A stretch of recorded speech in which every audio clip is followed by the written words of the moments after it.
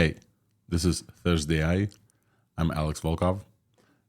And just a little bit of housekeeping before the show. And what a great show we had today.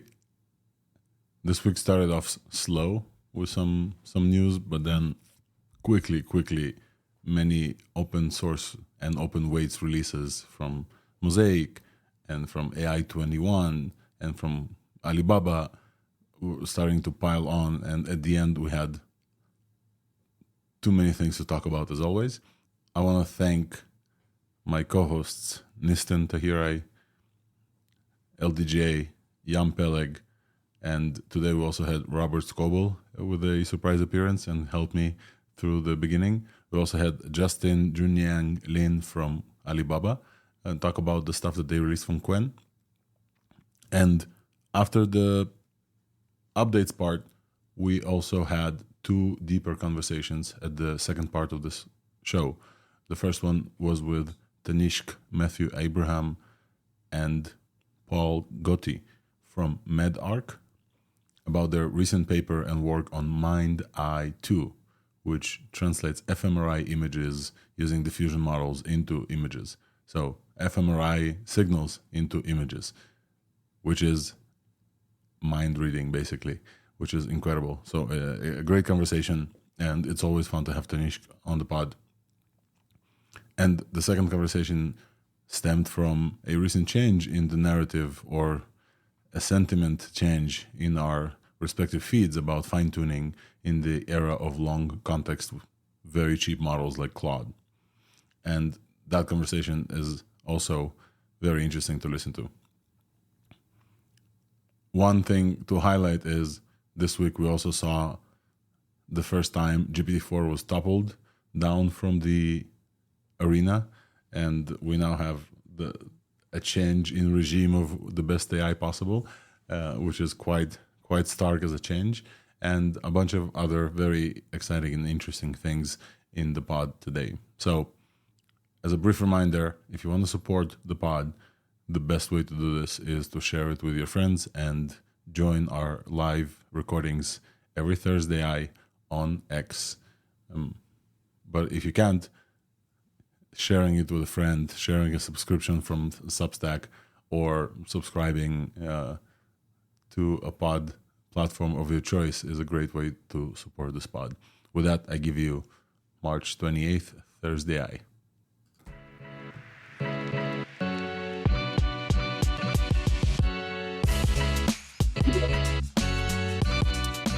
Hello everyone. For the second time, we're trying this again. This is ThursdAI, March 28th. My name is Alex Volkov. I'm an AI evangelist with Weights and Biases. And for those of you who are live with us in the audience who heard this for the first time, apologies. We just had some technical issues, and hopefully they're sorted now. And in order to make sure that they're sorted, I want to see that I can hear. Hey, Robert Scoble joining us. And I usually join their spaces, but Robert is here every week as well. How are you, Robert? I'm doing great. A lot of news flowing through the system. Yeah, we have a lot of updates to do. New models, new photo editing techniques. I mean, it's AI world is just hot and going.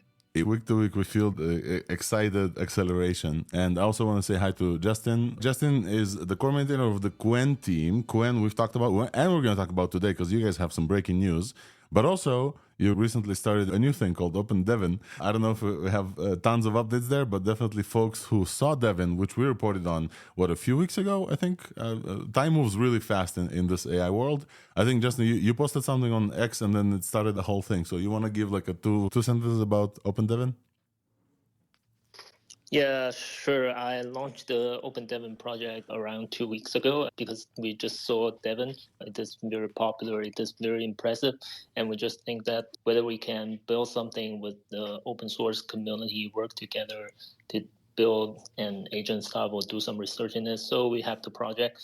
And then a lot of people are coming in, including researchers and practitioners in the industry. So we have a lot of people here. Now we are working generally good. Yeah, you can see that we have a front end and back end and a basic agent system. So we are not far from an MVP. So stay tuned. Yeah. Amazing. So definitely, Justin, when there's updates to update, you know where to come on ThursdAI, but also you have like specific when updates that we're gonna get to in the open source area. So folks, I'm gonna run through everything that we have to cover, and hopefully we'll get to everything. Here's the TLDR of everything that's important in the world of AI that we're gonna talk about for the next 2 hours, starting now. Right, so we have a leaderboard update, and I thought this is going to be cool to just have a leaderboard update section, because when big things are happening on the leaderboards, and specifically I'm talking here about the LMSys Arena leaderboard, the one that also does empty bench, which is judges LLMs, but also multiple humans interact with these models and in 2 windows, and then they calculate ELO scores, which correlates the best to the vibes evaluations that we all know and love. And folks, Claude Opus is the number 1 LLM on Arena right now. Claude Opus, as the one that we've been talking about, I think since week to week, is now the number 1 LLM in the world, and it's quite impressive. And honestly, in this instance, the Arena was like lagging behind all our vibes. We talked about this already. We felt it on X and on Local Llama and all other places. So I think it's a big deal. It's a big deal because for the first time since, I think, forever, it's clear to everyone that GPT-4 was actually beat. Now, not only that, Sonnet, which is their smaller version, also beats some GPT-4's version, and Haiku, their tiniest, super cheap version, 25 cents per million tokens. You literally can use Haiku the whole day, and at the end of the month, you get, I don't know, $5. Haiku also passes one of the versions of GPT-4 for some of the vibes. And Haiku is the distilled Opus version, so that kind of makes sense. But it's quite incredible that we had this upheaval and this change in leadership in the LMSys arena, and I thought it's worth mentioning here before. So let's... In the open source LLM stuff, we have a bunch of updates here. I think the hugest one yesterday, Databricks took over all of our feeds. The Databricks bought this company called Mosaic, and we've talked about Mosaic multiple times before, and now they're combined forces, and for the past year, they've been working on something called DBRX. And now we got, in addition to the big company models that's taken over, so Claude Opus took over GPT-4, we now have a new open access model that takes over as the main lead. And they call this DPRX Medium, which is funny. It's a 132 billion parameter language model, and it's a mixture of experts with, I think, 16 experts, and it's huge, and it beats Llama 270B, it beats Mixtral, it beats Grok on at least MMLU and human eval scores, and so it's really impressive to see. And we're gonna chat about DPRX as well, and there's a bunch of stuff to cover there as well. And Justin, I think you had a thread that we're gonna go through, and you had a great reaction summary, so we're gonna cover that. Just today, 30 minutes before this happened, we have breaking news. I'm actually using breaking news here in the TLDR section, because why not? AI breaking news coming at you only on ThursdAI. So AI21, a company from Israel, releases something incredible. It's called Jamba. It's 52 billion parameters, but the kicker is it's not just a transformer. It's a joint architecture from Joint Attention and Mamba. And we've talked about Mamba, and we've talked about Hyena. Those are like state space models that they're trying to do a competition to transformers architecture with significantly better context understanding. And Jamba 52 looks quite incredible. It's also a mixture of experts. As you notice, we have a bunch of mixture of experts here, and it's 16 experts with 2 active generation. It supports up to 256K context length, and quite incredible. So we're going to talk about Jamba. We also have some breaking news. So in the topic of breaking news, Junyang, you guys also released something. You want to do the announcement yourself? It would be actually pretty cool. Yeah, sure. Yeah, just now we released a small MOE model, which is called Quen 1.5 MOE with 2.7B, which means we activate 2.7 billion parameters. Its total parameter is 14 billion, but it actually activates around 2.7 billion parameters. Thanks, Justin, for breaking this down a little bit. We're going to talk more about this in the open source as we get to this section. I also want to mention that in the news about the Databricks, the DBRX model, something else got lost, and it was released actually on Thursday last week. We also didn't cover this. Starling is now a 7 billion parameter model that beats GPT 3.5 and LMCs as well. So Starling is super cool, and we're going to add a link to this and talk about Starling as well. Stability gave us a new stable called Instruct, and Stability has other news as well that we're going to cover. And it's pretty cool. It's like a very small code Instruct model that beats the StarChat, like I think 15B as well. So we got a few open source models. We also got a new method to fine-tune LMs. It's called Lisa. If you guys know what LoRa is, there's a paper called Lisa, a new method for memory efficient large language model fine-tuning. And I think this is it. Oh no, there's one tiny news in the open source as well. Mistral finally gave us Mistral 0.2 base in a hackathon that they participated in with a bunch of folks on the weekend. And there was a little bit of a confusion about this because we already had Mistral 0.2 Instruct model, and now they released this base model that many fine-tuners want the base model. So just worth an update there. In the big companies, LLMs and APIs, I don't think we have tons of stuff besides Claude Opus, as we said, is the number one LLM in the world. The little bit of news there is that Imad Mustak leaves Stability AI, and that's like worthwhile mentioning because definitely Imad had a big effect on my career because I started my whole thing with Stable Diffusion 1.4 release.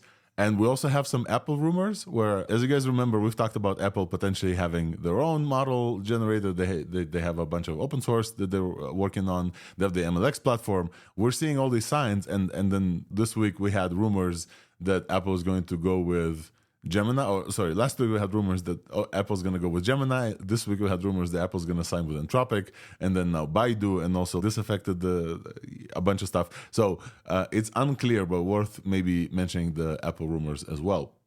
In this week's Buzz, the corner where I talk about weights and biases, I already mentioned, but maybe I'll go a little bit in depth. We're in San Francisco on April 17th and 18th, and the workshop is getting filled up, and it's super cool to see. And I actually worked on the stuff that I'm going to show, and it's super exciting, and it covers pretty much a lot of the techniques that we cover here on ThursdAI as well. In the vision and video category, this was a cool category as well because Sora, for the first time, the folks at Sora, they gave Sora to artists, and they released like a bunch of actual visual demos that look mind-blowing. Specifically Airhead, I think, was mind-blowing. We're going to cover this a little bit. If you guys remember Emo, the paper that wasn't released on any code that took one picture and made it sing and made it an animated character, Tencent released something close to that's called AnyPortrait, but AnyPortrait doesn't look as good as Emo, but actually the weights are there. So you can now take one image and turn it into a talking avatar, and the weights are actually open and you can use it, and it's pretty cool. And in the vision and video, I put this vision and video as well, but MedArc released MindEye 2, and we actually have a chat closer to the second hour with Tanishq and Paul from MedArc about MindEye 2, which is reading fMRI signals and turning them into images of what you saw, which is crazy. And I think the big update from yesterday as well, from voice and audio category, is that Hume, a company called Hume, demos something called Evie, which is their empathetic voice analysis and generation model, which is crazy. I posted a video about this yesterday on my feed. You talk to this model, it understands your emotions. Apparently, this is part of what Hume has on the platform. You can actually use this right now. But now they showed 11 Labs competitor, a text-to-speech model that actually can generate voice in multiple emotions. And it's pretty stark to talk to it, and it answers sentence by sentence, and it changes its emotion sentence by sentence. And hopefully I'm going to get access to API very, very soon and play around with this. Really worth talking about empathetic or empathic AIs in the world of agentry, and everybody talks about the AI therapist. So we're going to cover Hume as well. I think a very brief coverage in the AI art and diffusion. Adobe Firefly had their annual conference. Firefly is 1 year old, and they added some stuff like structure reference and style transfer. And one discussion at the end of the show is narrow fine-tuning done with larger contexts and cheaper prices for Haiku. We had the sentiment on our timelines, and I maybe participated in this a little bit. And so we had the sentiment, and I would love a discussion about fine-tuning, because I do see quite a few prominent folks moving away from this concept of fine-tuning for specific knowledge stuff. Tasks still, yes, but for knowledge, it looks like context windows, the way they're evolving, they're going to move towards potentially folks will just do RAG. So we're going to have a discussion about fine-tuning for specific tasks for narrow knowledge at the end there. And I think this is everything that we are going to talk about here. That's a lot. So hopefully we'll get to a bunch of it. And I think we're going to start with our favorite, which is open source.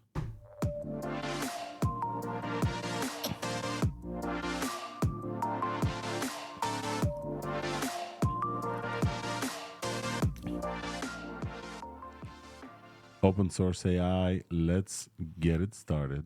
And while I was giving the TLDR, a friend of the pod and a frequent co-host, Yam Pelek, joined us. Yam, how are you? Hey, how are you doing? Good. I saw something that you're on your way to visit our friends at AI21. Is that still the case? Awesome. I'll be there in 10, 20 minutes. Oh, wow. Okay. So we have we have 10, 20 minutes. And if you guys are there and you want to hop on, you're also welcome. So actually, while you're here, I would love to hear from you. We have two things to discuss that are major in the open source and a bunch of other stuff to cover. I think the major, the thing that took over all our timelines is that Mosaic is back. And Databricks, the huge company that does a bunch of stuff, they noticed that Mosaic is doing very incredible things. And around, 6 months ago, maybe almost a year ago, Databricks acquired Mosaic, and Mosaic has been quiet since then. Just a refresher for folks who haven't followed us for the longest time, Mosaic released a model that was for, 3 months, 2 months, was the best 7 billion parameter model called MPT. And Mosaic, almost a year ago, I think in May, also broke the barrier of what we can consider a large context window. So they announced a model with 64 or 72K context window, and they were the first before Claude, before anybody else. And since then, they've been quiet, and they have an inference platform, they have a training platform, they have a bunch of stuff that Databricks acquired. And yesterday, they came out with a bang. And this bang is, they now released the top open access model, the Bits Llama, the Bits Mixtral, the Bits Grok 1, the Bits, all these things. And it's huge. It's a 132 billion parameter MoE that they've trained on, I don't want to lie, 12. Jesus Christ. 12 trillion parameters. This is a huge, I don't think we've seen anything come close to this amount of training, right? Oh, yeah, it's insane. I mean, the next one is 6 of Jamba. The next one we know. We don't know about Mistral, but the next one we know is 6 trillion of Jamba, and it's already nuts. Yeah. So, but yeah, it's a much larger model. I think the interesting thing to say is that it's the age of MoE. Now everyone is really seeing a mixture of experts, and the important thing to pay attention to is that they are not entirely the same.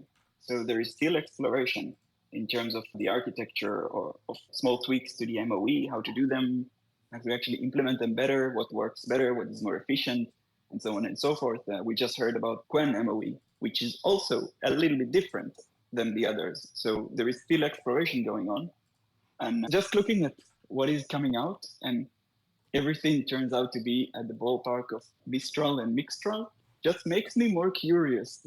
How did they do this? How everything is just on the same ballpark as them? How did they manage to train such powerful models, both of them?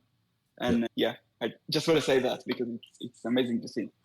So just to highlight, and I think we've been highlighting this when Grok was released. We've been highlighting, and now we're highlighting this as well.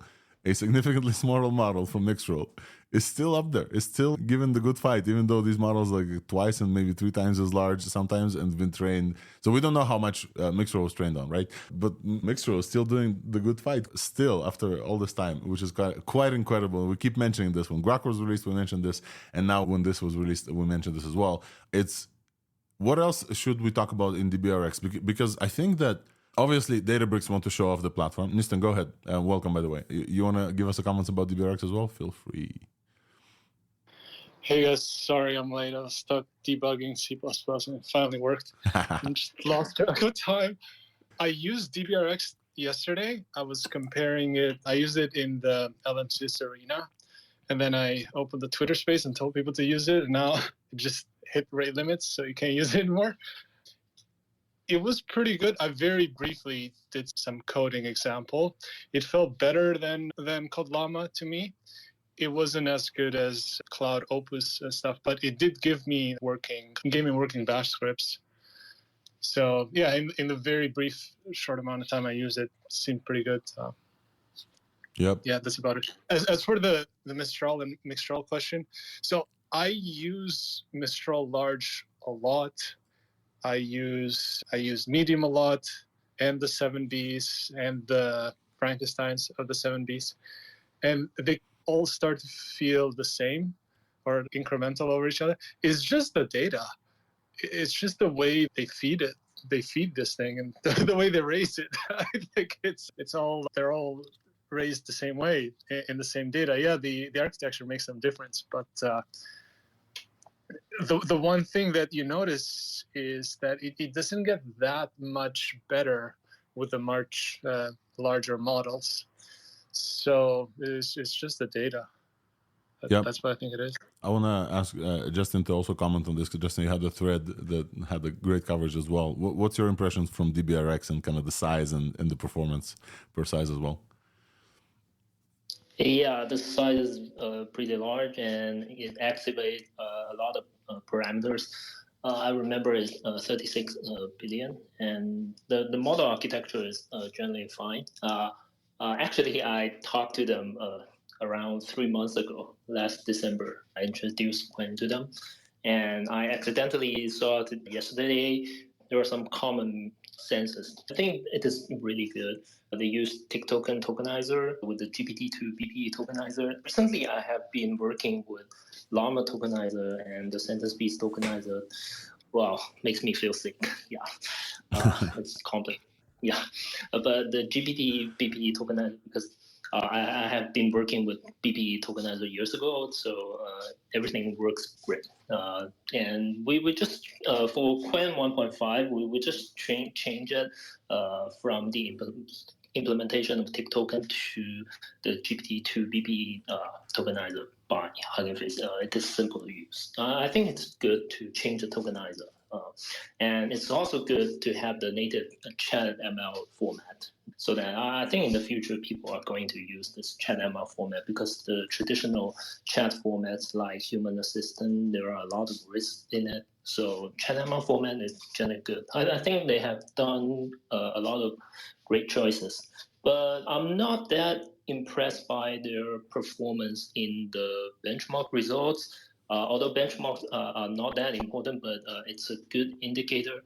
For example, when you look at its MMLU performance, I expect it to be, well, if you have trained it really good. I haven't trained a 100 billion MOE model, but I expect it to be near 80. It is just 73 with 12 trillion tokens. I don't know if they repeat the training epochs, or they have diverse 12 trillion tokens. They didn't share the details, but I think it could be even better. I am relatively impressed by their coding performance, just as Nissan said. The coding capability looks pretty well. But then I found that, well, DBRX instruct, because you can improve and instruct model to a really high level at human eval, but it is hard for you to improve it for the base model. I'm not pretty sure.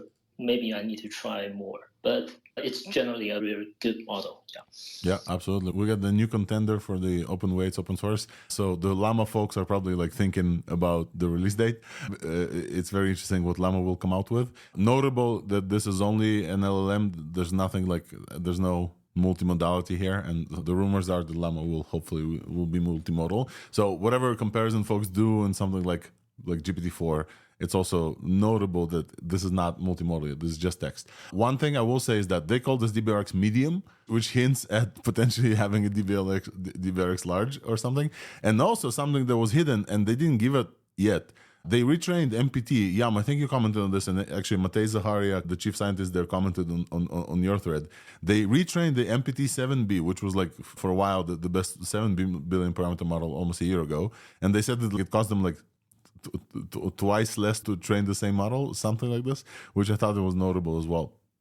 I don't know, Yam, if you wanna chime in on the interesting thing here is that, I mean, it's obvious to anyone in the field that you can make the model much better if you get better data. So what they basically say, what they basically show with actions is that if you can even make the model even twice as better or twice as cheaper to train, depending on how you look at it, just by making the data better. My own comment on this is that at the moment, to the best of my knowledge, better data is something that is not quite defined. I mean, there is a lot of intuition. There are good, I think, big things. When you look at broken data, it's broken, but it's really hard to define what exactly is better data. Apart from deduplication and all of the obvious, it's very hard to define what exactly is the influence of specific data on performance down the line. So it's really interesting to hear from people that have done this and made a model twice as better.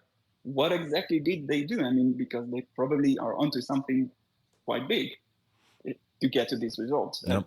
Again, it's amazing to see. I mean, it's just a year, maybe even less than a year of progress. I think MPT is from May, if I remember.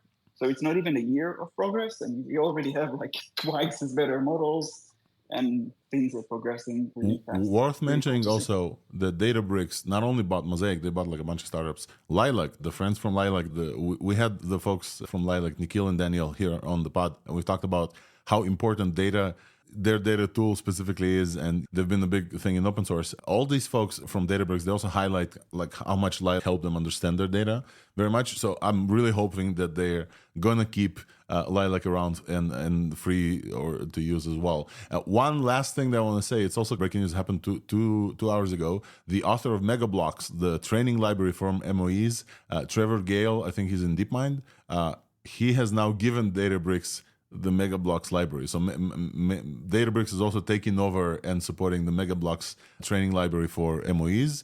That is, they say, outperforms the next best library for MoEs as well. And there was a little bit of a chat where Arthur Mensch from Mistral said, "Hey, welcome to the party." And then somebody replied and said, "You're welcome." And then they showed the kind of the core contributors to the Megablocks library, and a lot of them are folks from Databricks. And so now they've taken over this library. So yes, MoE seems to be a big thing. And now let's talk about the next hot MoE, AI21, the folks that I think the biggest like lab for AI in Israel. They released something called Jamba, which is a 52 billion parameter MoE. And the interesting thing about Jamba is not that it's an MoE, it's that it's a Mamba and joint attention. So it's like it's a Mamba transformer. Is that what it is? It's a combined architecture. We've talked about state space models a little bit here, and we actually talked with the author Eugene from RWKV, and we mentioned Hyena from Together AI, and we mentioned Mamba before, and I remember that we've mentioned is that those models, the Mamba models, still don't get to the same kind of performance. And now we're getting this like 52 billion parameter mixture of expert model that does quite impressive on some numbers and comes close to Llama 70B even, which is quite impressive. MMLU is almost 67%. I don't see a human eval score. I don't think they added this, but they have quite impressive numbers across the board for something that's like a new architecture. 50 billion parameters with 12 active. And what else is interesting here? The new architecture is very interesting. It supports up to 256,000 context length, which is incredible. Like this open model now beats Claude 2 in just the context length, which is also incredible. Just to remind you, Databricks, even though they released like a long context model before, the Databricks DBRX is 32,000. This is 256. And not only does it support 256, because of its unique architecture, they can fit up to 140K context on a single A180 gigabyte GPU. I know I'm saying a lot of numbers very fast, but if you guys remember, for those of you who frequent the pod, we've talked with folks from the yarn scaling method, and the problem with the context window in transformers is that the more context you have, the more resources basically it takes in a very basic thing. And so the SSM models and the Mamba architecture, they specifically focus on lowering the requirements for long context. And this model gets 3 times as throughput on long context compared to Mistral, 8 times 7B compared to Mixtral, basically. So very exciting. Yeah, you want to comment on this? I know you're like almost there meeting with the guys, but please give us the comments because I'm there.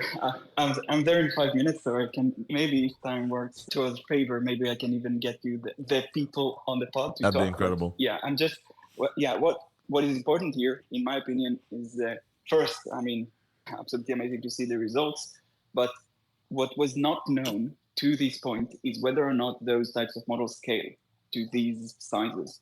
We had smaller Mambas, and they looked really promising, but we were at the point where, okay, it looks promising. It looks like it could be at the same ballpark of transformers, but to test this out, someone need to just invest a lot of money into the compute and just see what the results they get, and it's a risk. You don't know what you're going to get if you're going to do it.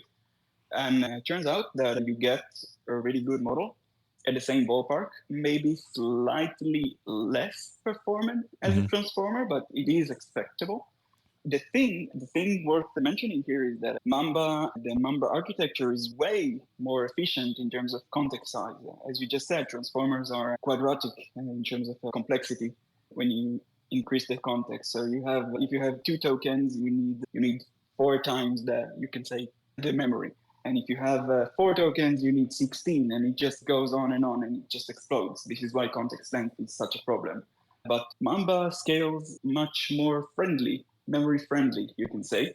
So, but the thing is that you do pay with the performance of the model. So what people do is a hybrid between the two. So you can find some sweet spot where you don't just use so much memory, and yet you don't have the performance degrade that bad.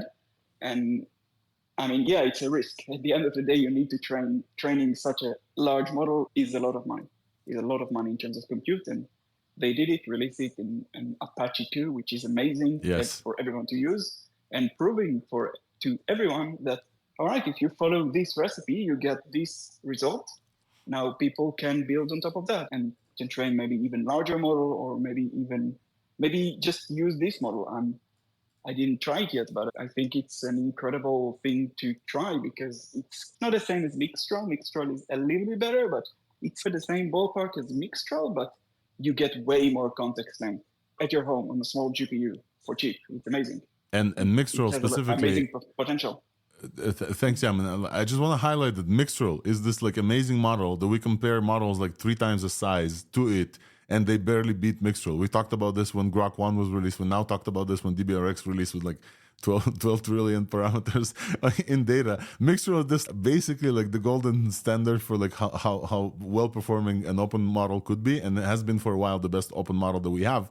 And now we're getting this like new architecture, completely new architecture, basically a bet on would it even scale from folks from AI21, and it comes close to Mistral, but it does 3x throughput on long context compared to Mixtral, and it has 256 context window. With if you want to get this from Mixtral, you can train it with Yarn, you can do all these things, but then you won't be able to actually host it because it's going to cost you so much money because of the quadratic attention.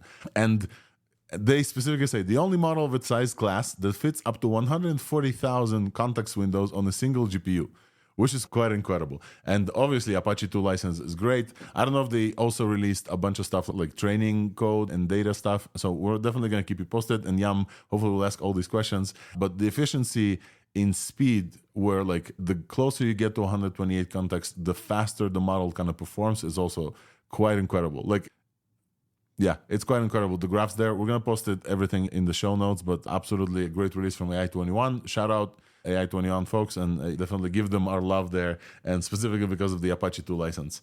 Anything else I want to hear from maybe Justin, if you want to comment on the joint architecture, anything that have you guys played with the joint attention and Mamba? What's your reaction to this? Yeah, we are trying with Mamba with very small architectures. We can reach similar performance to Transformer, but we do not scale it to very large size. So we don't know what will happen So just this is great, and Apache 2, and we're very happy. Shout out to folks at the AI21. Briefly, let's cover the rest of the stuff that we have still to cover in the open source. We briefly covered this in the TLDR. We'll start with Mistral 0.2 base released. So for fine-tuning, obviously, for folks who know, it's better for fine-tuning purposes to have a base model than the instruct model, because then you can... and so Mistral 0.2 base was released in the hackathon last week, together with Cerebral Valley, and some other friends in San Francisco. There was some confusion about it because we had Instruct 0.2 before. We had a model that's based on Mistral 0.2 and was like very well performant, the 7 billion parameter one. And now there is the base model. And then somebody went and changed the base of the Instruct model to this one versus the previous one. But never mind, they cleared that confusion up, and we have this like base model. It's also like open source, and it's great. There is one thing here about the previous Mistral Instruct that they released. That one has been trained for 32K context. And I used it as a personal chatbot. I'm making it with just the base Mistral 7B, and I'm noticing it is much better at carrying forward the conversation. So I think a lot of the fine tunes should probably switch and just rerun on the new Mistral Instruct, especially the ones that are geared towards the conversational stuff, because again, Mistral Instruct is limited to 8K, and more likely you should always just keep it under 4K to get accuracy. So that's one thing here. The new 7B performs much better at larger contexts and summarizing. One incredible news is Starling, and I think Justin, you had both of you and Yam as well. You guys talked about this. Where Starling actually now is a 7 billion parameter model that beats GPT 3.5 on LM6 Arena, which is quite incredible, right? I think it's the first and the only 7 billion parameter model that beats GPT 3.5 on like user preference. And it was hidden between the DBRX news, but let me see if I can put this up here real quick. So this model was released, a week and a day ago. What do we know from this? Yeah. I just want to say, I need to go in 5 minutes. I just want to say about Starling, this is the second model. So if you haven't tried yet the first one, you definitely want to try. I know there are people that are skeptics about 7B models, saying that they are too small. Just give this one a trial. Just give this one a chance. Trust me, just give this specific one a chance. It is an amazing model. Seriously, it's an amazing model, and it's just showing to everyone that there is a lot more to squeeze out. Scale works, absolutely, but there is a lot more to squeeze out besides scale. And I seriously can't wait for the same technique to be applied on a larger model just to see what we get to. Because it's an amazing result, seriously. Nistan, go ahead. So the model is still Mistral-based, and it's actually based off of OpenChat 3.5. The one thing that the Nexus Raven team does well is they had that Nexus Raven 13B model, and for some time that was the best function calling small model you can get. So I haven't tried this one, but I highly suspect it's probably pretty good at function calling. I'm just looking at it right now. It is Mistral based. It's exactly based off of OpenChat 3.5 from Alignment Lab. So they fine-tuned on top of that, and I would highly recommend people to use it. I've used the one that has been trained off of OpenChat a lot. And they did a bang-up job there, because this 7 billion parameter model now beats GPT 3.5, beats Claude 2.1, beats Mistral Next, and Gemini Pro, and Claude 2. Like, this is the 13, based on LM6 at least, this is the 13th model. It's 7 billion parameters. It's Apache 2. This is from Berkeley folks. This is the only Apache 2 licensed model on the LLM leaderboard in the first top 20, I think, or top 13. So it beats, I don't know how it beats Mixtral. So anyway, yeah, Starling is great. It looks great. Try it, folks. Definitely worth mentioning. We're going to run through some other updates because we still have tons of stuff to cover. And then we have some guests here in the audience that want to join and talk about very interesting things. I don't have a lot of information about Lisa specifically, but I will just mention that if you guys in the fine-tuning area, you know that Laura, and we had Laura in the diffusion models area as well, Laura rank adaptation. So folks in the diffusion world have been training Lauras for a while, more than a year. And now there's a new paper dropped that's called A New Method for Memory Efficient Large Language Model Fine-Tuning. I'll say this slowly. A new method for memory efficient large language model fine-tuning. So this is not for diffusion stuff. This is for large language. It's called Lisa, and achieves better performance than Laura with less time on models up to 70 billion parameters. And yeah, the results look pretty cool for folks who do fine tuning. It's worth comparing this. And I know for a while we had different methods for fine tuning, like QLoRa, for example, different LoRa. There was an attempt to figure out which one is the best. And so Lisa now is a new contender with a paper out, and I think code will follow up as well. Lisa can fine-tune models up to 7 billion parameters on a single 24 gigabyte GPU. So you can fine-tune 7 billion parameter Mistral, for example, on a 4090 with a 24 gigabyte GPU, which is pretty cool. And code implementation in LMFlow is very simple. So awesome to have this, and we'll add this to the show notes for folks who actually do fine-tunes, and it's going to be awesome. So I think that covers all of the open source stuff, and we obviously spent almost an hour running through open source. And I do want to move towards what is the next super exciting stuff that we have this week before we jump into a conversation. Yes, I want to move into Hume. I want to move into the voice and audio category. This is an unusual jump between categories. We usually talk about big companies next, but there's honestly not that much that happened there. So maybe we'll briefly cover it. But the thing that broke my mind, I'm going to paste this on top here, and hopefully you guys will just listen to me instead of going and watching this, is that a company called Hume finally released something that many people have been very excited about, and they showed a few demos there, and they finally released something. So Hume has been around for a while. Apparently, they do emotion analysis very well, and they actually have this product out there. You can upload a video and actually audio of yourself speaking, and they will do an understanding of your emotions and intonations, which is pretty cool. And we know that's a piece that's missing from multimodal LLMs, right? Okay, so Hume,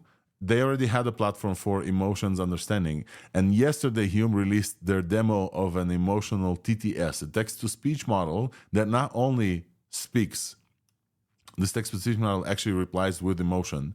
And combined with the previous system that they had, that they can understand your emotion, as you can hear, I'm talking about this. I was a little bit sad when Hamel had to drop, but now I'm very excited again to talk to you about Hume. So they actually have the running analysis of this voice as it runs, and they understand what kind of where you are in the emotion scale, which is, first of all, pretty exciting to see on yourself. Second of all, it's very alarming with their understanding of emotions, whether or not it's precise enough to tell the truth, for example.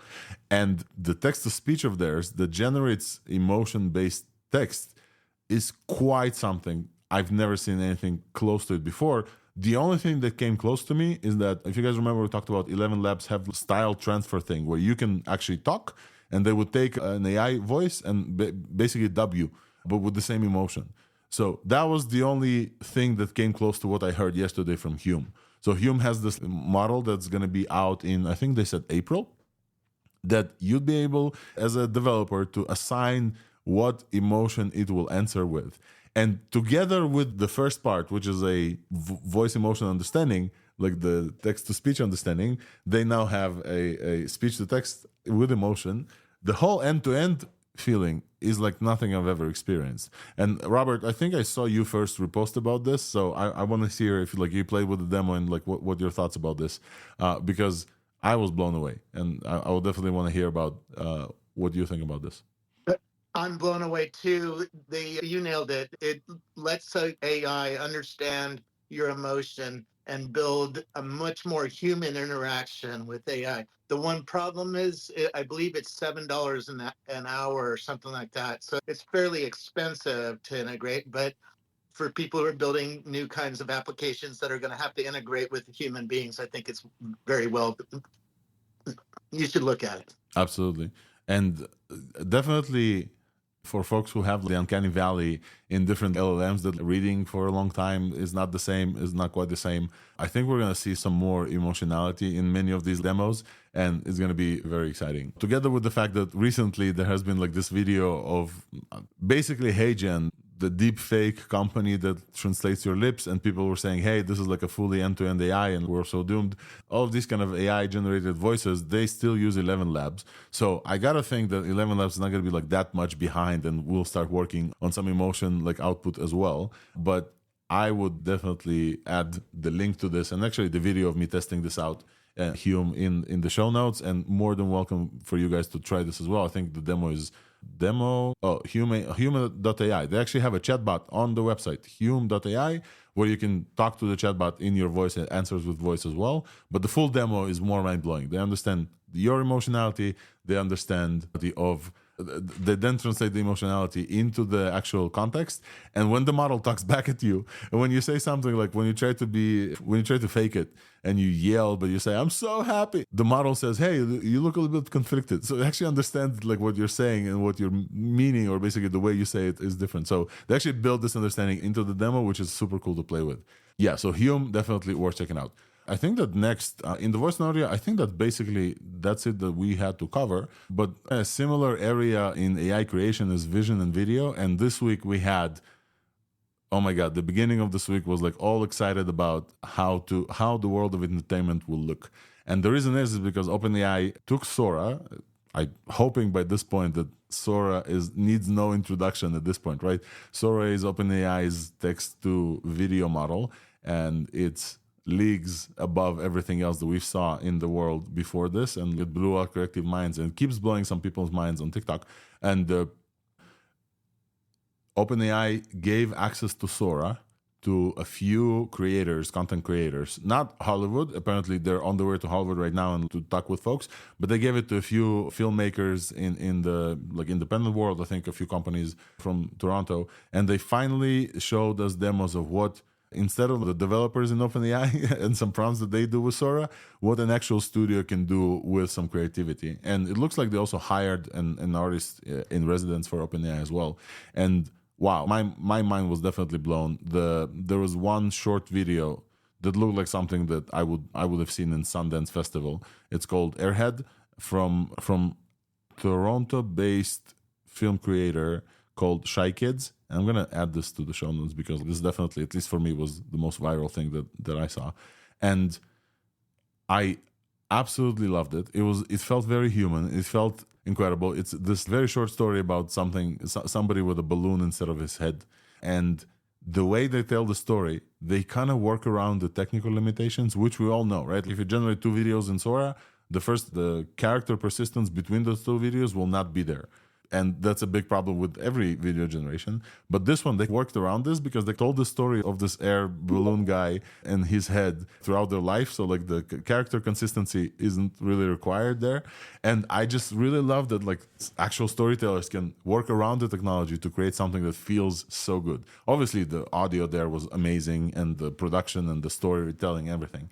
So I think everybody saw it at this point. But if you haven't, Airhead from Shy Kids is quite incredible. Okay, I want to talk about Tencent released something called Any Portrait. Any with Ani, like animated portrait. And it's generating photorealistic animated avatars. And if you guys remember Emo, we've talked about this before. Emo was quite incredible. To me, the examples that Emo showed were pretty much the same level, the same jumping capability.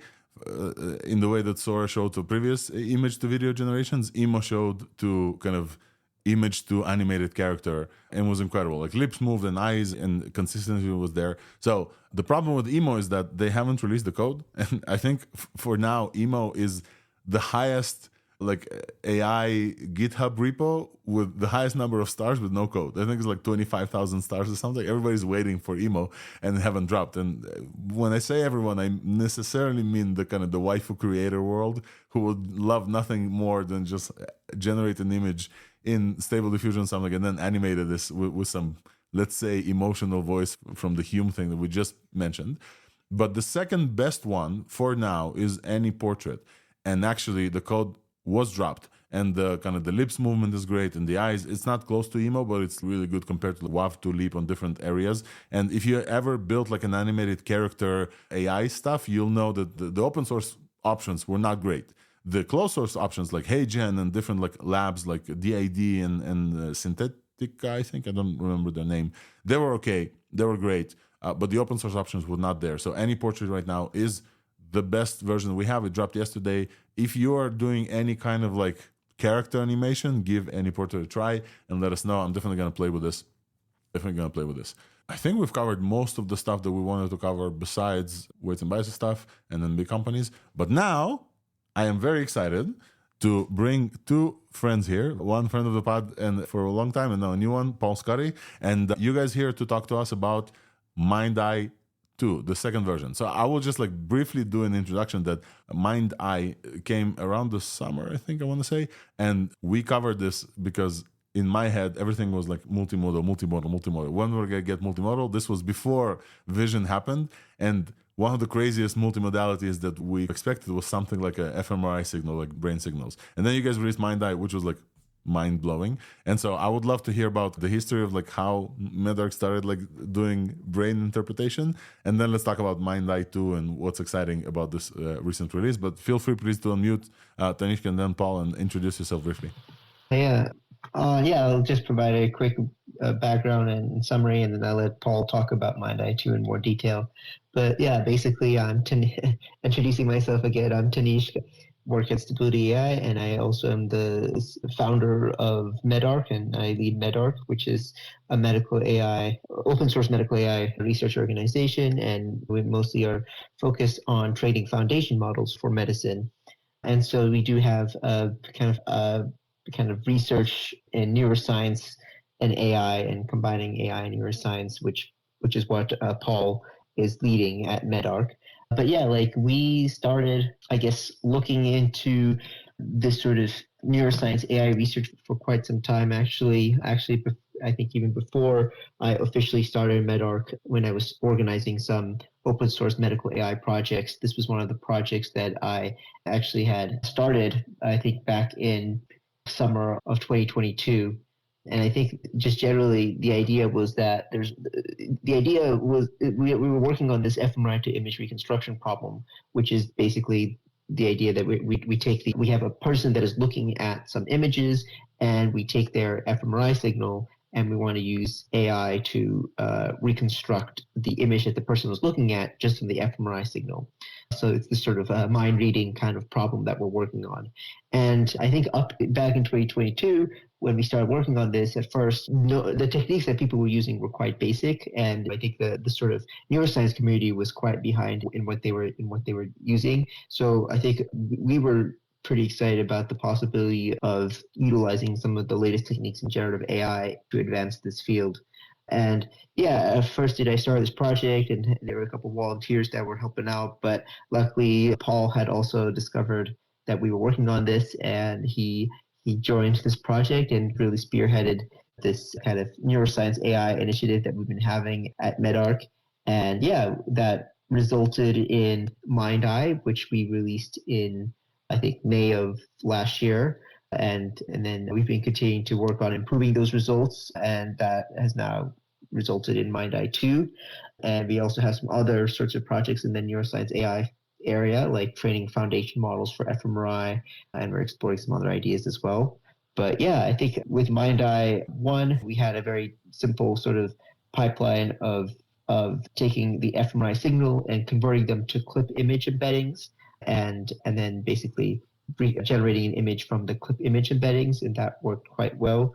And the only issue with that was that it required a lot of data, and we have developed this new pipeline, which Paul will talk more about, that requires less data, is more efficient, and is giving also better results with better sort of image generation models. So, for example, we're using XXL for this MindEye 2 model. So yeah, I think I'll let Paul talk more about the motivation and how MindEye 2 works. So I just like, before we get to Paul, thank you for joining, guys. First of all, I just want to highlight how insane to me is the thing that you guys talking about, where many people like think that, oh yeah, generative AI generates images, and generates some text, and you guys like translating brain signals into what people actually saw. And I think I saw separate from you also an attempt to understand fMRI. So Paul, maybe feel free to introduce yourself and maybe also cover prior work in this area. I would love to know if this is something you guys came up with or something you saw and improved on. I would love to know as well. Yeah, thanks for having us, Alex. Like Tanishq was saying, we started out working on this together over Discord back in 2022. And at the time, there weren't really any good results doing reconstruction of images from looking at images inside of an MRI machine. And what really spurred several new papers in this field is open source image generation models like stable diffusion, clip models, and also importantly, a good data set of people looking at images in an MRI machine.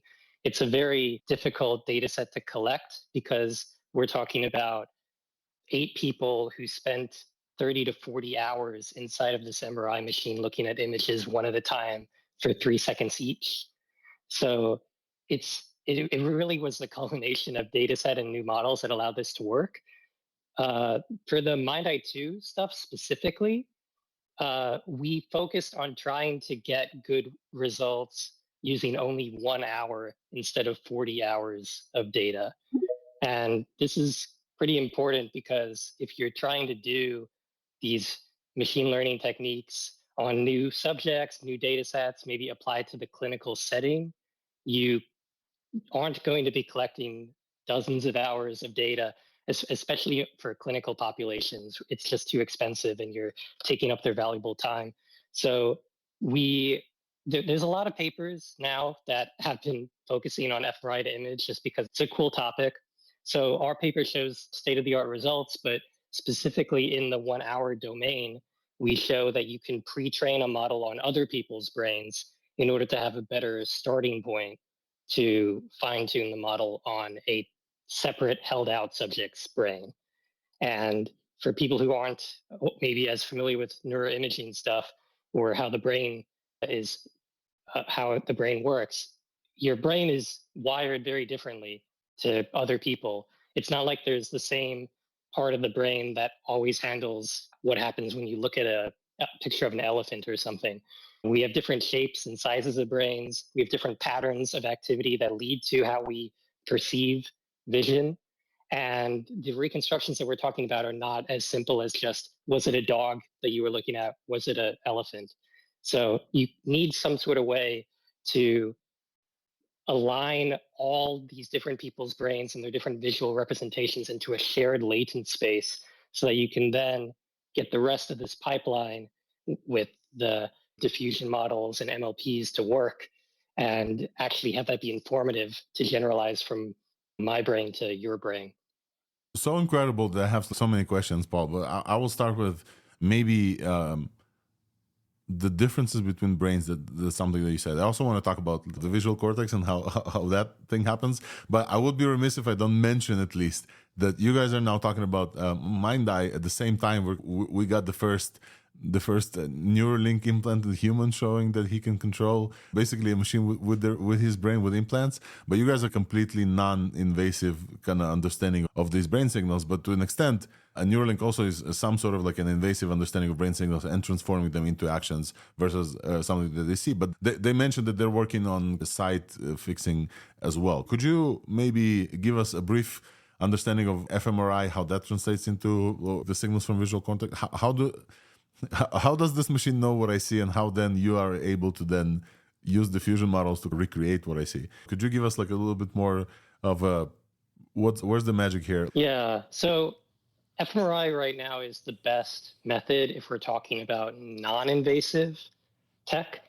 If you have electrodes on someone's brain, obviously that's going to give you a much better signal, but it's also not viable to do that for most projects and for applying it to clinical settings and new research and everything.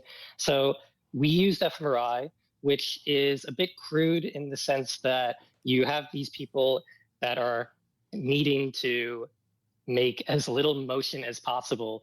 The MRI machine is basically tracking blood flow. So when you look at an image of something, the neurons in your brain that correspond to representing that image are active, and they require more oxygenation to help with how they've been used in relation to the other voxels in the brain that are not as relevant for activating to that image. Basically, you're tracking this kind of slow-moving time course of blood flow that corresponds to where in the brain is active. And then you have this 3D volume of the brain and the corresponding blood oxygenation changes for every given 3D cube or voxel in the brain.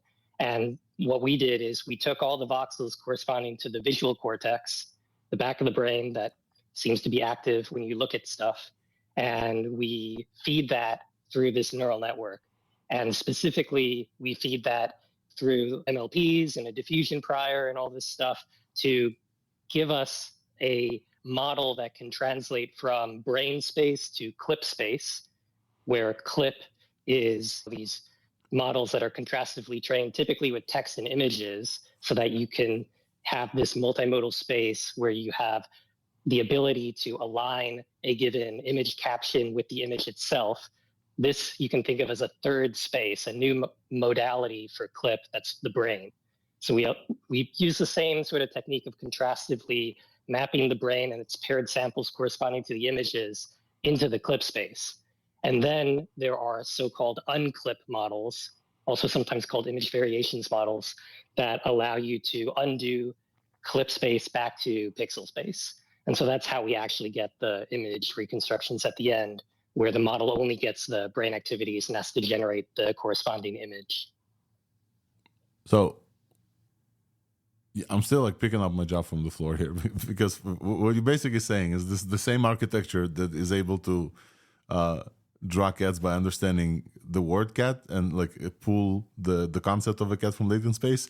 Now you've able to generalize and add multimodality, which is like a brain understanding of a cat, or like what happens in the brain flow in the visual cortex when somebody looks at a cat, and you're basically placing it in the same latent space neighborhood, and now you're able to reconstruct an image based on this. I'm still like trying to obviously wrap my head around this, but I would love to maybe ask Tanishq as well. Could you talk about MindEye 2 and specifically the improvements that you did and how you achieved them and what they are in fact, and then how it applies to the clinical field? Right. I mean, so with MindEye 2, like Paul mentioned, the main focus was what can we do to basically use less data when it comes to a new subject. So if you have you have a new person that you want to read their mind, you want to do this reconstruction, we don't want them to have to do 40 hours of scanning, because with MindEye 1, we had to basically train a separate model for every single subject. So it was like a completely separate model for each subject. So if you had a new subject, you would have to get 40 hours of scanning with that new subject to train a new model. So the idea with MindEye 2 is that we train a model on all of the previous subjects. So for example, we have 8 subjects in the data set. You train on 7 of the subjects, and so it's training on all 7 subjects. And then you are able to then fine tune that model on a new subject, but you only need 1 hour of data. So basically for any new subject, now you only need 1 hour of data. So the way that works is that basically we have adapter layers, which is just like these sorts of like linear layers that you have that for each subject. So you basically have this sort of layer that is, you have the fMRI data from a new subject, but you do have this like linear adapter layer that is basically converting it to, again, like a kind of a shared for all the fMRI data. So then basically when you are taking a new patient or a new subject, all you have to do is fine-tune this linear adapter for that new subject. And yeah, so that's the general idea with what we try to do there. With that way we only have to use only 1 hour of data. But then on top of that, of course, we have various modifications to the entire pipeline that also just gives you better results overall. So for example, instead of in the past when we were taking our clip image embedding and then reconstructing the final image, we used a different model called versatile diffusion. But here what we did is we actually took SDXL. And the problem with a model like SDXL, for example, is that it only takes in clip text embeddings. So because these models are text to image models, so oftentimes a lot of these models are going to be taking like clip text embeddings, and that's what they're conditioned on. But here what we did is we fine-tuned SDXL to instead be conditioned on clip image embeddings. And so we have this SDXL unclip model, that's what we call it. And so that is one, for example, improvement that we use this model instead of the previous model, which was versatile diffusion. There are a few other like different improvements to the architecture and to the conditioning that we have. I think Paul can again talk more about that. But I think the main kind of innovation, apart from this just the general improvements, I think the main innovation is the use of this sort of adapters for each subject that allows us to then fine tune for new subjects with only 1 hour of data. Awesome. And Paul, I feel free to add any other details as well, Paul. Yeah, I want to follow up with Paul specifically around, you're moving from 40 hours to, let's say, 1 hour. 1 hour still in this like fMRI, basically a coffin, right? Like it's a huge machine, like it's super incredibly expensive. So the data, it's not, maybe I'm actually going to presume here, but maybe please correct me if I'm wrong. Unlike other areas where like synthetic data is now a thing where people like actually improve. Have you guys played with synthetic data at all? Is that something that you've tried and seems helpful? Or is this like something that actually humans need to sit in those machines and provide some data for you? Yeah, I mean, to an extent, you need real data to validate things, but we have done augmentation too, which is like synthetic data to make the models more robust, right? So like we've played around with averaging samples from different images together, doing mix-up kind of data augmentations to make the pipeline work better. And for some other projects that we're doing, that might be involving more synthetic approaches. Awesome. And so I think I'll end with this one last question is the very famous quote from Jurassic Park is that scientists were preoccupied thinking if they could, they didn't stop thinking if they should, but not in this area. I want to ask you like specifically, what are some of the applications that you see for something like this when you guys get to MindEye 3 or 4 or 5 and it's maybe with different signals, maybe with EEG, I don't know. What are some of the implications that you see of like being able to read somebody's mind and what can it help with? Yeah, so you can go ahead, Paul. Okay. Okay. So like there's just so many different directions, right? Like you've got, right now we're focusing on perception, but the more interesting thing would be mental imagery, like dream reading, applying these models to real time so that you can reconstruct while they're still in the scanner. That allows you to do cool new experimental designs as well. You could look at memory, try to reconstruct someone's memory for something. Tanishq, maybe you can add on to that.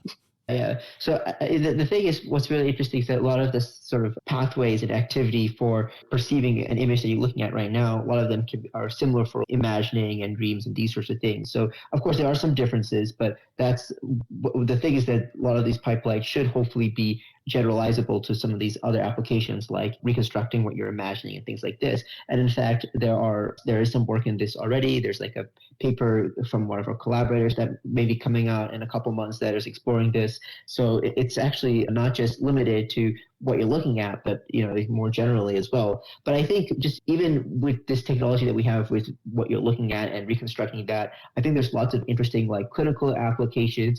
For example, maybe the way you perceive is associated with your mental condition. So maybe it could be used for different biomarkers, different diagnostic applications. So for example, if you're depressed, for example, maybe you are going to perceive an image in a more dull fashion, for example. And so I think there's a lot you can learn about how the brain works by looking at how people are perceiving it, perceiving images, and also utilizing that for potential clinical and diagnostic applications. So that's also an area that is completely underexplored. And it's been also pretty much underexplored because people weren't able to get such high quality reconstructions before. With, I think, the introduction of MindEye 1 was like one of the first times that we were able to get such high quality reconstructions. And of course, even then we had to use the 40 hours of data to do that. And now we're actually bringing it down to 1 hour of data. And with further work, we may be able to bring it down even further. So now we're actually potentially possible to use this for actual clinical applications. And so that is what I'm most excited in the near term in potential diagnostic applications or for potential neuroscience research applications. And then, of course, long-term vision is trying to apply this for looking at imagination, dreams, memory. That's, I think, the long-term vision and interest there. So that's at least how I see this field progressing and what I'm interested in personally. Maybe just one more quick nuance is that with the shared subject stuff, it's not limited necessarily to reconstructing images. So typically, machine learning approaches, you need a lot of data, but data takes a lot of time in the MRI machine.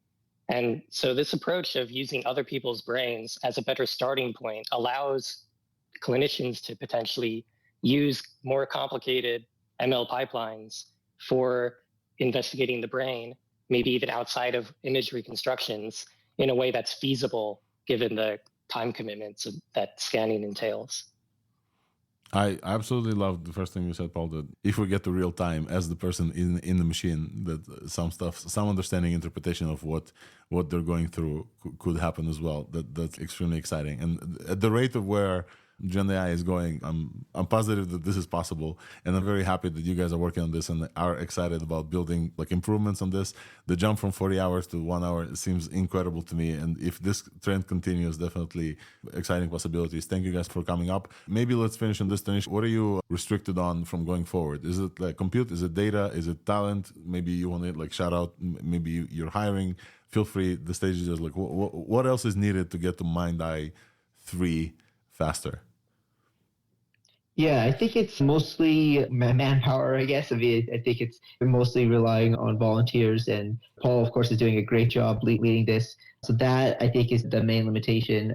But of course, yeah, like with MedArc, we are doing everything open source and transparent. So we have a Discord server where we organize all of our research and progress, and we have all the contributors join. We've been lucky to have amazing contributors so far from Princeton University of Minnesota, University of Waterloo. From all around the world, we've had people contribute, but of course, more contributors are better, of course. And if you're interested in this sort of research, please join our Discord. And of course, feel free to read the papers as well and follow us on Twitter. We'll be updating our progress on Twitter as well. But yeah, I think, just check out our Twitter and join our Discord, I think is the main one. Yeah. But yeah. Absolutely. And thank you guys for coming up. I'm very happy that I was able to talk to you guys, because last time when you raised MindEye, I was like, oh, this is so cool. I know Tanishq, but yeah, back then we weren't bringing you up. So Paul, thank you. It's great meeting you. And you guys are doing incredible work. And I think it's very important. I'm very happy to highlight this as well. Now we're moving to something a little bit different. Let's reset the space a little bit, and then let's talk about fine tuning.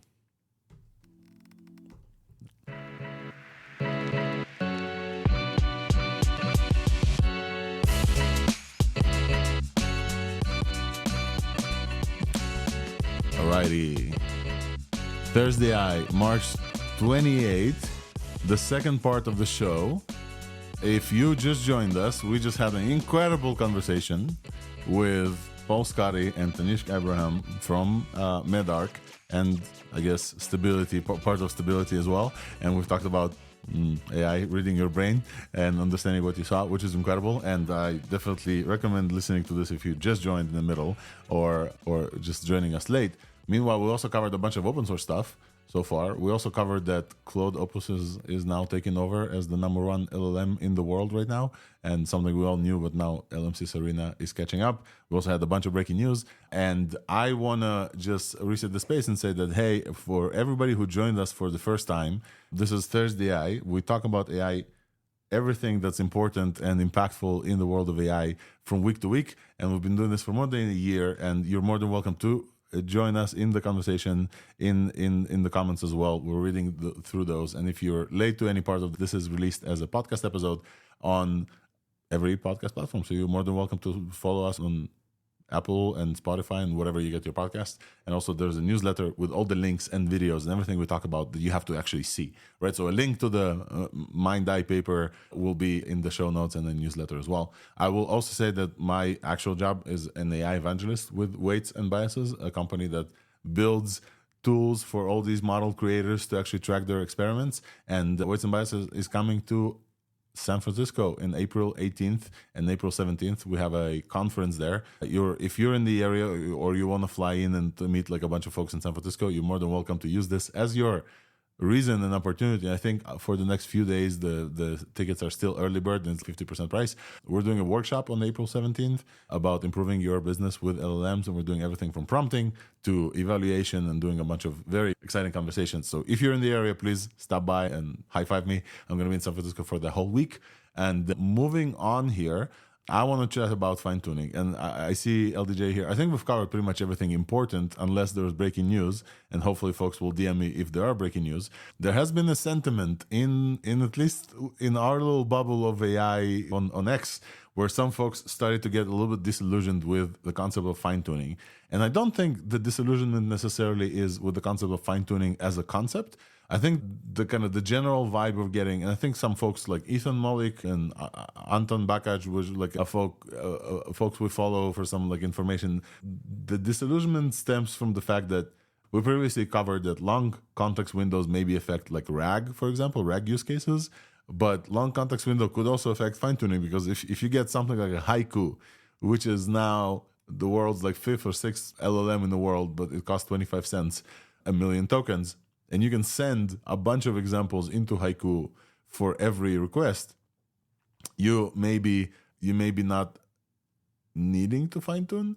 And so this has been a little bit of a sentiment. And also the bigger models they release, like the recent Databricks model is huge and it's really hard to fine-tune. You have to like actually have a bunch of hardware. So we've seen the sentiment, and I really briefly wanted to touch with LDJ and Nistan and Junyang and Tanishq also. Like everybody who's on stage, feel free to chime in, and folks from the audience, if you're friends of the pod, you want to come up and talk about fine-tuning, let's talk about this sentiment. DJ, I saw your question. Yes, we've covered Jamba in the beginning. We're very excited. I think Jan was here, and now he's talking to actual AI21 folks. So I want to do this like fine-tuning conversation. LDJ, we briefly covered this, and we said, hey, it would be awesome to just chat about this like face-to-face. So what's your take on this recent sentiment? What are you getting from this?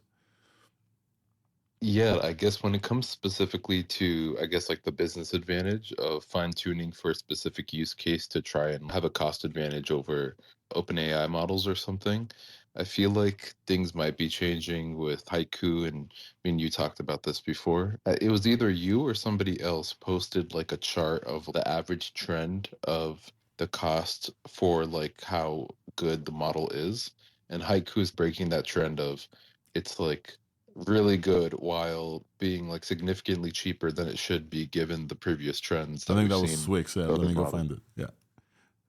Yeah. And yeah, I think just overall, for a lot of things that people would have fine-tuned open source models for, Haiku, it just might make sense to use Haiku, and it might be able to do those things that you would fine-tune for anyways better or equal, and at the same time be really cheap already to run. And I think it definitely, the amount of tasks that it makes sense to fine-tune on from an economic point of view, it just probably less tasks now than before. And I guess that is probably going to get less as closed source becomes more and more efficient.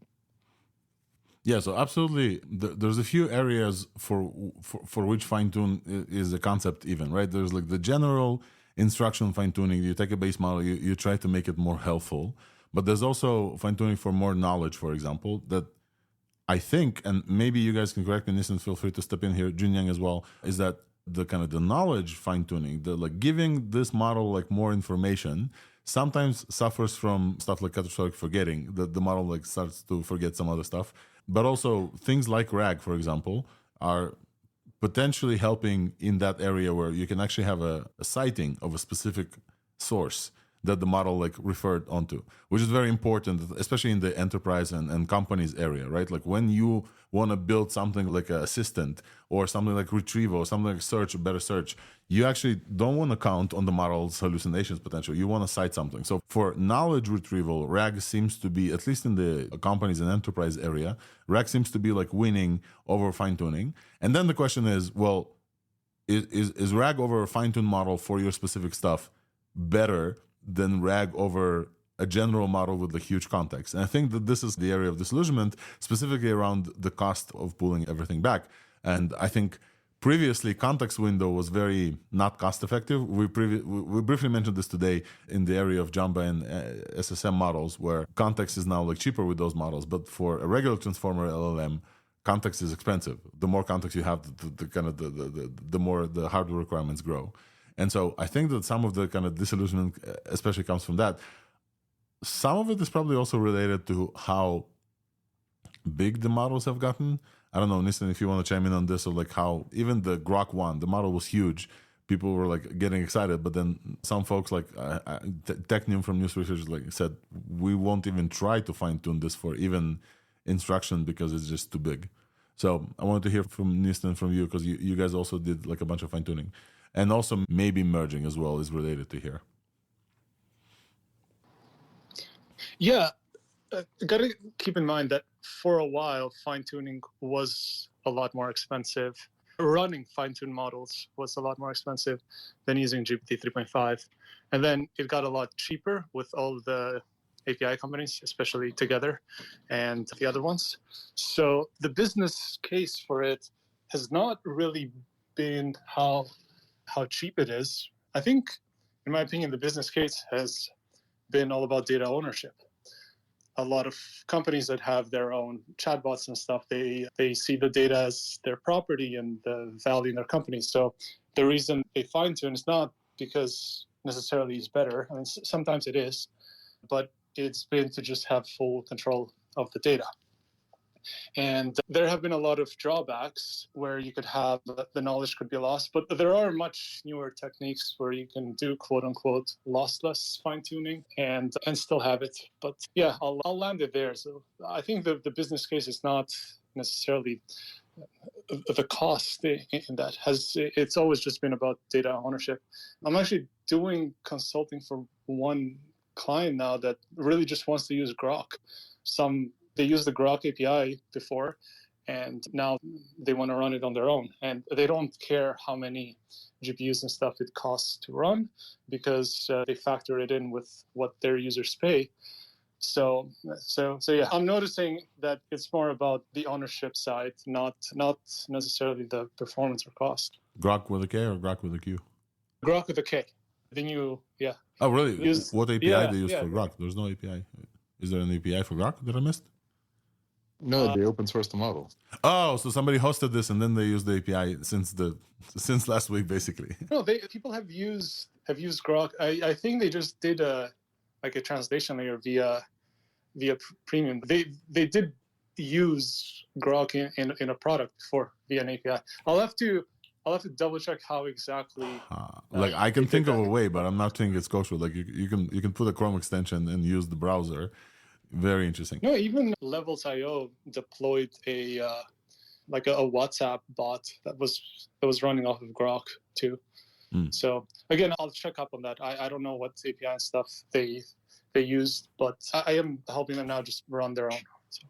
I see. LDJ, you unmuted. You want to chime in on the kind of like a specific choice and data ownership piece of the fine tuning, which I think is important. But from the other side, if I'm representing the other side, and I'm not. I'm just trying to figure out like where the vibes are coming from about disillusionment. Is most clouds now run most open source models, or at least Microsoft definitely is now like supporting Mixtral. I don't know if they're going to run Grok for you or not.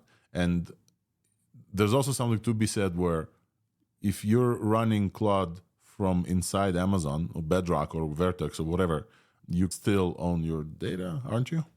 I'm not too familiar with the situation with Vertex and stuff, but I do think that in the situations where a business has to, would want to and has to fine tune on like their company data so that employees can actually like use something that is like an AI that understands the internal company information, that is, I would say, still a decent sized use case that you would have to use like the open source models for, like unless you're fine with giving OpenAI your data and stuff. But I'm not saying necessarily OpenAI will train on it. I know they have different clauses and stuff, but there's always like that risk. And if you want to keep that stuff secret and internal, then you do have to still just use the open source models to fine tune. Yeah.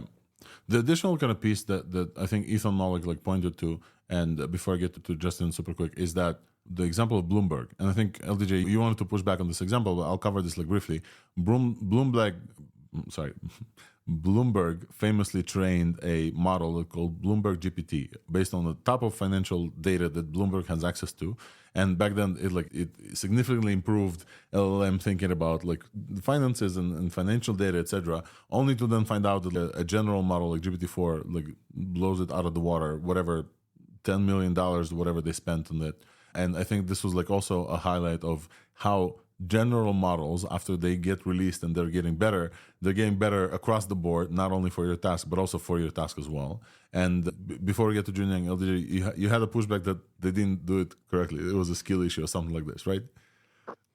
Yeah, I think it was honestly more of a skill issue on Bloomberg's part because, and I'll try and find the exact source for what I'm about to say, but it was like within a few weeks of Bloomberg GPT releasing, like there's like just a couple open source developers that released like a finance specific model that was performing significantly better on the finance benchmarks with the same amount or less parameters.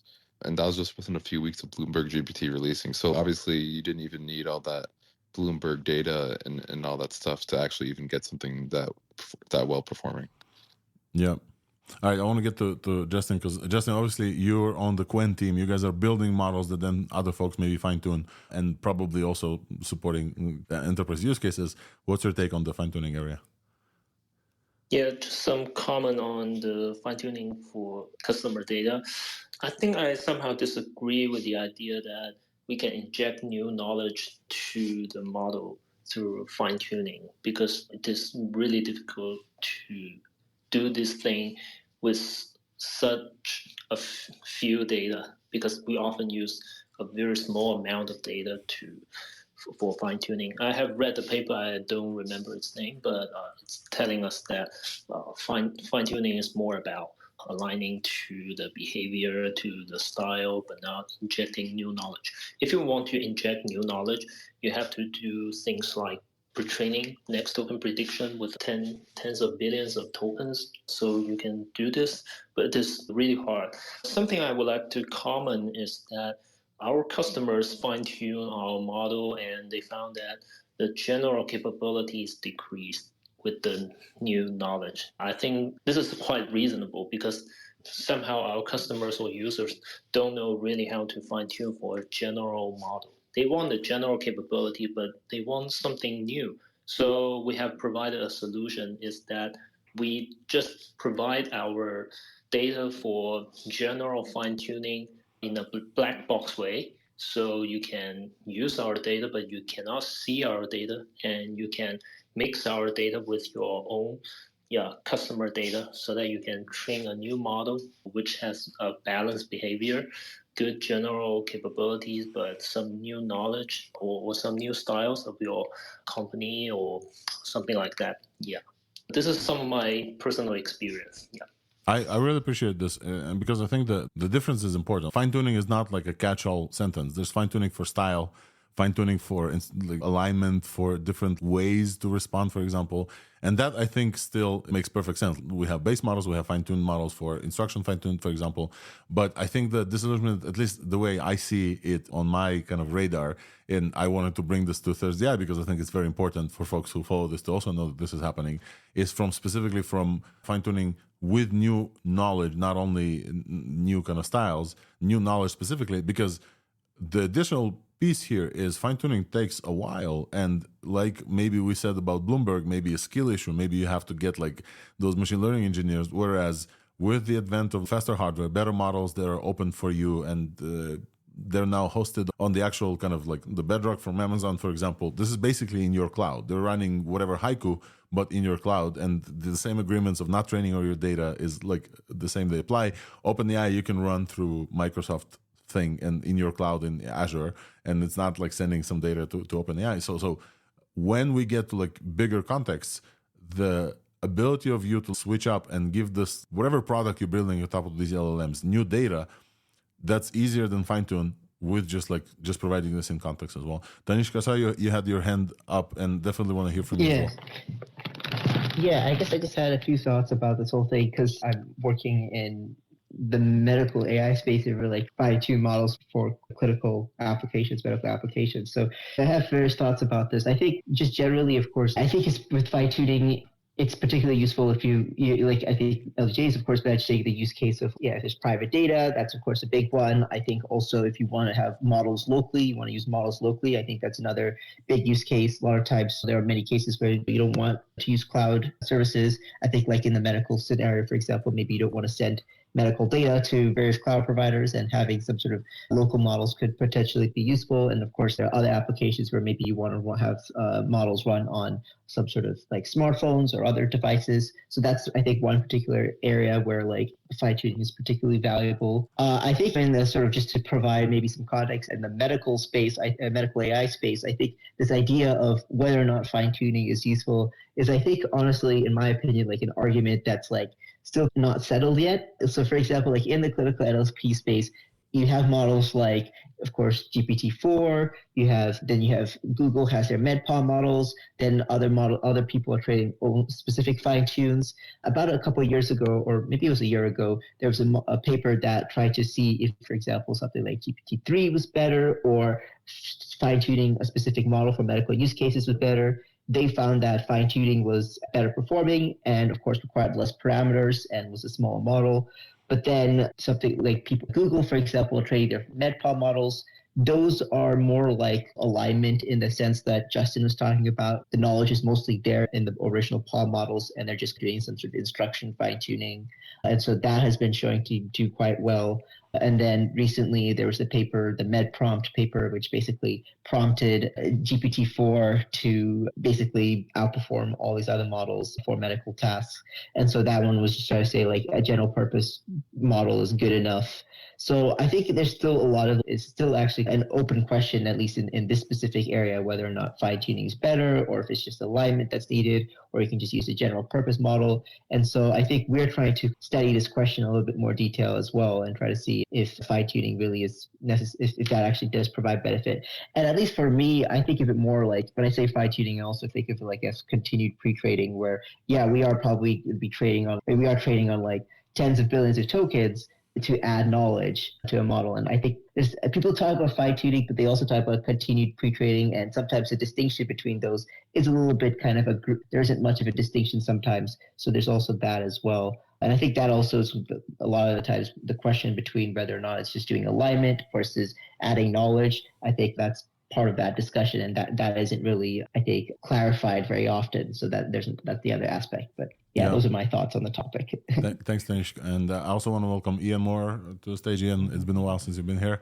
Thoughts on this exciting discussion, and have you seen the same trends or the same kind of vibes that I brought up on where you read? And yeah, we were talking about this in January, Alex. I found the conversation, right? Fine-tuning versus RAG. The question is, what's your goal? What's your use case? What's your eval? I think Hamill even mentioned, do you even know what your evals are? Do you even know what you're trying to accomplish? Without that, good luck fine-tuning. Good luck building an app. Anyways, I have a very distinct opinion and perspective, but I'll give you guys background so you understand where it's coming from. My company's 12 years old. We got an good old-fashioned AI company where we've curated 100,000 rules effectively in a knowledge base. It's a graph, it's got ontologies and things like that. And those rules have been curated by experts with PhDs, and we have an API that sets over it and reasons over it and can match patients to clinical trials. This is for cancer, right? So patients get a DNA sequenced and it's very complicated, whatever. So the great thing about large language models, and as they get bigger and better, is that they can understand language, including all language, including medical language, so they can understand the intent of a provider, right? The provider's trying to accomplish something, which is as quickly as possible, how do I help this patient? And so the thing that I have found that's most useful for us is to help that expert be as productive as they can possibly be. Use the large language model to understand their intent, what they have. I have a patient, they have a problem, what they want to find the best possible treatments for that patient. And then how to do that is by giving that large language model tools, right? Why do I want to fine tune knowledge into it? And then I basically black boxed all my knowledge, right? Great. I have all this great knowledge I've curated over the years. I'm going to fine tune it into my system. And now it's a black box and I can't tell you where it's from or why it's there. No, I want to be able to tell you, here's the trials that are available for your patient. Here's the drugs that are available for your patient. This is the best possible outcome for that. And here's the link to the clinical trials page, or here's the link to the FDA page that tells you why this drug is so good. I can't do that if it's a black box. I'd be hallucinating all over the place. So my perspective is fine-tuning is great if you're talking about a very discrete use case that you're trying to drill down on cost. Hey, I figured out this named entity recognition pattern, and now I was doing it expensively with few-shot learning. Now I'm going to go fine-tune something and save that cost. But otherwise, use the best possible model, give them tools, whether it's through function calling or GPT actions are actually pretty good. And that's the best way to get the value out of the large language model and work with existing knowledge. So definitely sightings and knowing exactly about your data and not like blurring it out inside the brain of LLM, fuzzing it out where you can't actually know where it came from or whether or not it's hallucinated. I think that's a big piece here that companies are actually like starting to also get into, Ian. So I think your perspective is very important as well. I think also from the perspective, at least the vibes that I've seen from the perspective of updating that data afterwards, like just continued fine tuning, like requires more knowledge and more skill rather than just updating your vector databases, let's say, and have the model provide enough context. And I think the smartness to price ratio, I think, is very important as well. If we get like models like Haiku, for example, they're like incredibly cheap, but have a vast context length that you can use both for fine-tuning towards alignment, let's say, or behave like whatever you want it to behave, or answer as our company versus answer as like this LLM. Together with, you have enough context to do that, and it's not cost prohibitive for you to use this large context for a bunch of stuff. I think it's very important. So thanks, Ian, for coming up. I want to tie this back a little bit and then close the discussion. Also, I do want to shout out that you also have an awesome list of function calling, which now includes a bunch of open source models that support function calling as well. That supports like function calling as well, and it talks about the specifics in which they support function calling, which is great and definitely will be in the show notes as well. And with that, folks, I think we'll end ThursdAI for today. We had a bunch of stuff. There's a small breaking news from Ray. Ray just mentioned that Cursor, the AI editor that a lot of us use and love, they just released an update where like their Cursor, like Copilot Plus feature is twice as fast now in some areas, and that's been like awesome to use. So if you haven't used Cursor yet, definitely give them a try. And Cursor is like really impressive, especially with Opus. If you have pay for Cursor Premium, have access to the best LLM in the world. I think that this is all that we wanted to talk about. Thank you everybody for joining from week to week. I think that's most of what we talked about on ThursdAI for March 28th. With that, I want to thank Nistan, LDJ, Justin, Junyang, Robert Scoble was here before, Ian Moore jumped on, Tanishq and Paul, definitely from MedArc, and everybody else who joined us. I really appreciate everybody's time here. If you're not subscribed to ThursdAI to get every link that we've talked about, I really work hard to give you all the links, so definitely give a subscription. Other than that, have a nice Thursday, everyone. We'll see you next week. Cheers, everyone. Bye, everybody. Bye-bye.